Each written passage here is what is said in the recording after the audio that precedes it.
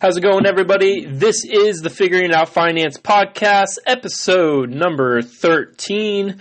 So this will be chapter 5 in the Rich Dad Poor Dad series on how the rich invent money. I appreciate you tuning in today and, just following along as I'm still trying to figure out my flow through the podcast and working through some of the more technical and different things on here to make it sound a little bit better. So I appreciate all the feedback and all the patience with me as well. But going back to the Rich Dad Poor Dad book, chapter 5, How the Rich Invent Money. So what I'm going to cover in today's episode is what holds us back, the cash flow board game, how to create money, and the rules to invest by Robert Kiyosaki. So diving right into it here, it's what holds us back. So the one thing that holds us back is some degree of self-doubt. So it's not so much the lack of technical information, but the lack of self-confidence. Let the numbers convince you, because the world is always showing you these opportunities, and if you're not attuned to being able to see them, if you're trying to look at them through a certain mindset and through a certain view, you're not going to be able to recognize the opportunities. So that's what reading has done a lot for me, because I've been able to read, I've been able to educate myself financially, as well as learning some different subjects. Like the book of the week this week is Sleep Smarter, which I'll do a breakdown sometime next week. But being able to see those opportunities, you have to expand your mindset. You have to educate yourself and just be open to things not going as planned. One door closes and another one opens.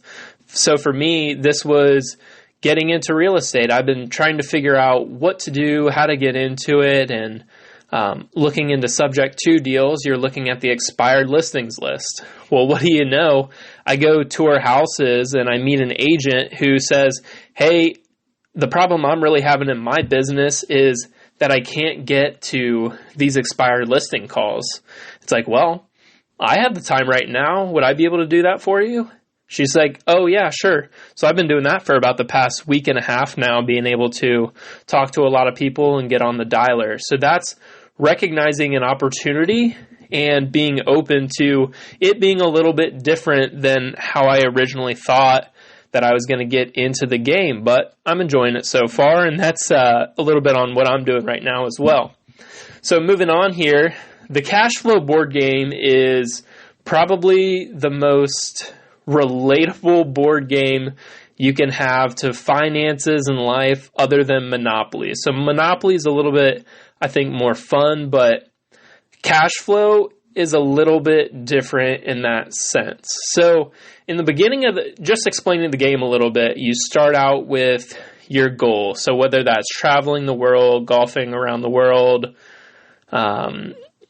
investing in charities, whatever, you pick that card and that explains what your goal is to get out of the rat race. So that gives you a direction and a purpose to why you want to get out. So it kind of looks like a really long maze on the outside, and then on the inside of the board, it's just this circle with different tiles you land on, you spin or roll the dice, and you land on that, and it gives you a card. And they have different opportunities to be able to pass and make money. So that's kind of like Monopoly as well, where you pass start and then you collect $200. So this is the same thing, but in your profession that you pick, that's assigned to you on the online game, you're set with this income. And then you have a financial sheet on the side. It shows your assets and liabilities, and everything you own. So you start out with a house, some kids, some credit card debt, some other different types of things. And then you're basically stuck in this rat race until your assets can push you out. And they overcome, or they push you over the limit of your income to where that your assets pay for everything in your life, and you're able to escape the rat race and then be able to do those things and buy more assets at a bigger scale, and that's how you win the game. So getting out of the rat race is the name of the game, and that's where a lot of the learning takes place, because some people never get out of it.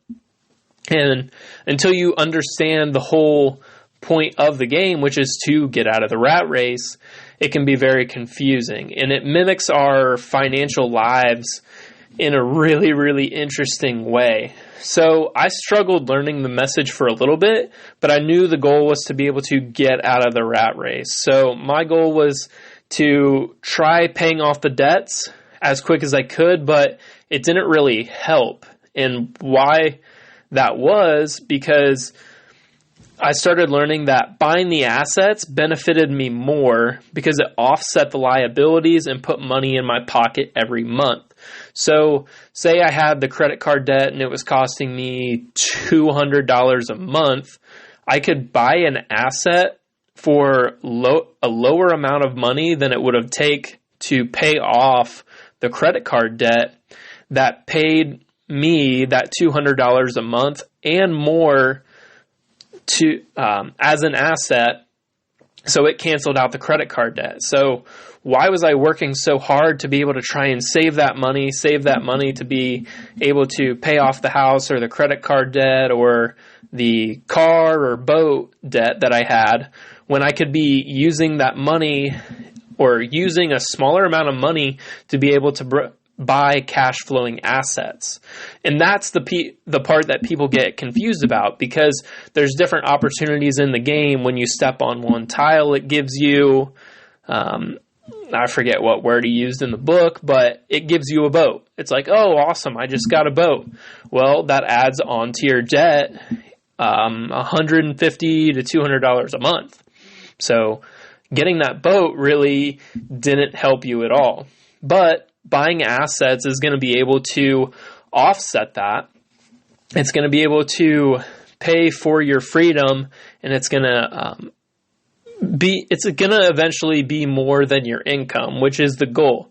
So you build up those assets to get out of the rat race. So it's not so much about how money you have in the game, but it's about the assets that you're buying to be able to get out of that rat race. So once you have these smaller deals, you on the online game, it's normally like 5,000 and under, and you're able to buy houses, buy stock, smaller deals. So you can buy a 3-2 house that once you go around a couple more times, you have an opportunity to sell that house.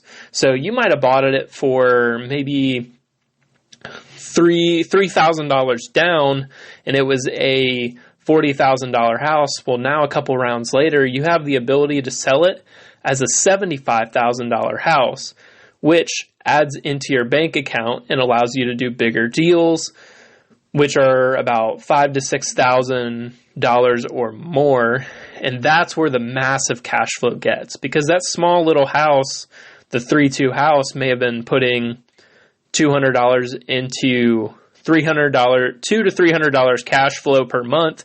But now you can buy this bigger deal and put $20,000 down or more to be able to get maybe $1,000 cash flow per month.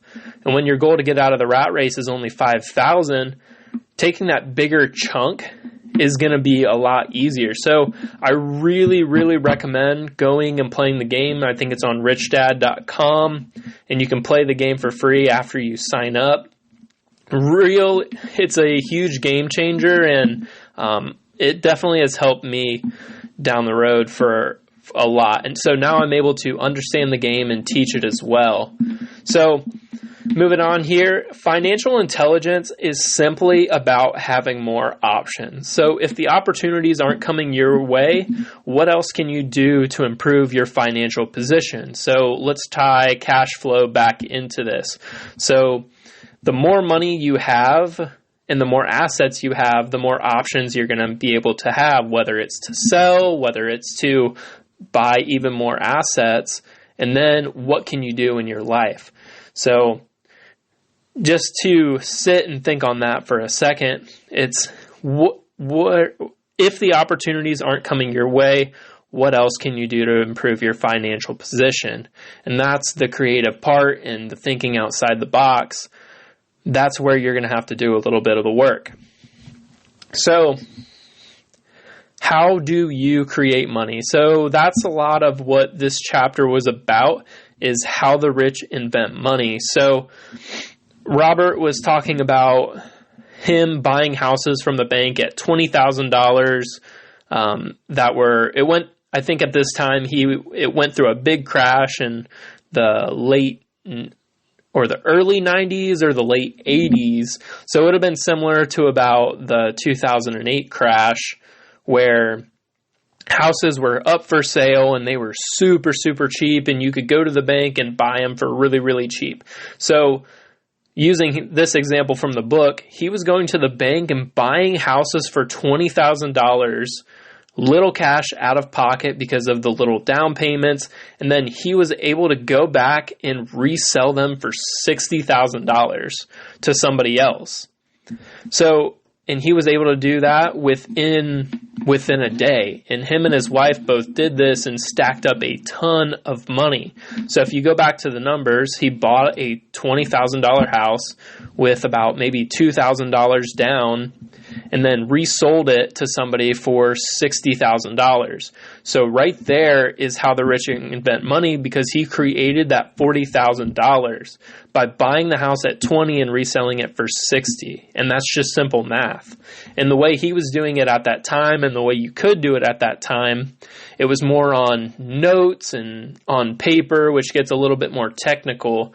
But the idea of creating money is there. So that's what a lot of people are doing in real estate right now, especially with the big appreciation that's happened in the last couple years. So if you've bought your house before about 2020, getting it reappraised right now is probably a lot higher than what you bought it for originally. So, and that's what's with that massive appreciation, that's where a lot of the trouble and interesting games are happening in real estate right now, because you're not buying houses for $20,000. And the way he was doing it got not shut down, but everybody else started to figure it out as well. And then it became really, really hard to find deals, kind of like how it is now. So one of the last topics here is the rules to invest. So if you do not understand the investment, don't do it. So if you don't understand real estate, I wouldn't expect you to go and just jump right into it. Start reading books, start educating yourself, start talking to people in the industry. Same with stocks, same with any type of investing. You need to be educated in the space a little bit. So if I'm not educated on Tesla stock and buying individual stocks and selling, and I'm probably not going to get into that. I'm going to stick with what I know, and I'm going to get really, really good at it. Because if you're good in 5 different areas, you're going to be average at those 5 different things. So narrowing down on something like I am on real estate, I'm going to be able to make a lot more money in the long run, and I'm going to be able to be an expert in that subject. And then you get into the sub-subjects of real estate, like the medium-term rental, short-term, long-term, subject to flipping houses, and then it's like the whole problem all over again. So that's what I'm doing right now, is narrowing in on what I want to do, especially with how well the medium-term rentals do here in my area, and then looking for opportunities to flip houses. So all over the place there, but back to the story here. So simple math and common sense are all you need to do financially, or to need to do well financially. So it's not rocket science, and that's, again, why I like real estate, because I educated myself and I took action. I was able to understand the process of buying a house, which I've done myself, and then I was able to understand the rehab process of it, break down the numbers, how much is this going to cost, and then, all right, if I had to sell it, what's this number going to be? So once you figure out the game, it's a little less risky. And then it's not gambling because you know what you're doing. Again, it's not gambling if you know what you're doing. So if you have a lot of people in your corner who are educated on the subject. You're asking them, you've educated yourself. It's not so much a gamble, it's just lowering the risk. So in real estate, I have an agent, I have a lender, and then I have a general contractor looking over the deal. I'm just lucky because my agent is pretty much a GC as well. So I have 3 pairs of eyes all on this deal telling me whether it's good or not. So that, to me, that's lowering the risk. And then it's not always canceling out the risk because there's always going to be risk, but it just lowers it. So in your investing, in your financial career, you need to look for the risk, but you just need to look for ways to lower it, getting another pair of eyes on it. You don't need 10 people to look at it, but maybe 3. So that's like it's like in real estate, if you're looking for a flip, you don't necessarily need 10 different quotes on the project, but if you get 3, you're going to have a pretty good idea of what you're looking at. So the great ideas aren't seen with your eyes, they're seen with your mind. So the example in the book here was really, really interesting because one of the people Robert knows and talked about in the book is he bought the ugly house that nobody else wanted, and instead of flipping it, he tore it down and sold it as 5 and broke it up into 5 different lots and sold them individually. So he did 2 months of work and made $75,000. So that's going back to the rich are creating the money because he was able to see that opportunity with his mind and not just what everybody else was seeing. Because all they saw was this ugly house on the side of the road. It was probably beyond gone. Nobody wants it. You're not going to be able to do anything. But instead, he was able to look at it with his mind, get creative, and then tear that house down and then break it up into 5 lots and sell it. So such an interesting way to look at it. And that's actually one of the things that I'm looking at right now is we're going through the process of looking at this piece of land that's we're able to get up here near a lake that's almost 28 acres.